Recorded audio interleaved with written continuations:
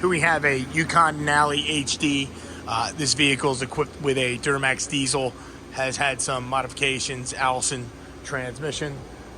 The differential was making a tremendous amount of noise. So one of the things we first take a look at here is to see if there's any evidence of oil leaking from the pinion. A lot of times these things will get noisy on off the gas because the pinion is not being held in proper orientation to the ring gear and allow the pinion to move up and down as throttle's applied, whether it's on the coast side or the drive side of the gear. So usually when that happens, you'll have evidence of fluid here.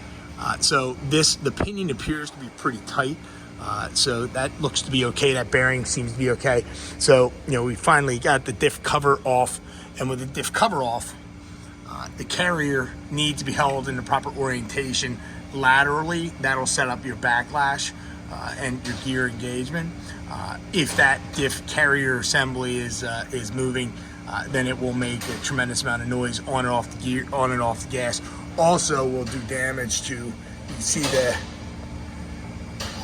gear itself definitely has a wear pattern set up there because of the movement. Let me just show you how much movement there is here. Okay, so we have it forced all the way over, and probably the gear is probably hitting against the pinion. So here we'll go the other way, and you can see that this carrier is just kind of flopping around in the housing. So this movement of this carrier, that didn't happen overnight. That's something that has gotten progressively worse. Unfortunately, these are the sort of problems that if you're not proactive to correct them, they will just get worse and worse. And ultimately what will happen is it'll increase the cost of the repair, because now not only are you dealing with replacing bearings, you're also dealing with replacing a damaged ring and pinion set, which gets involved because you got to set it up. You got to make sure you have the correct engagement of the ring and pinion.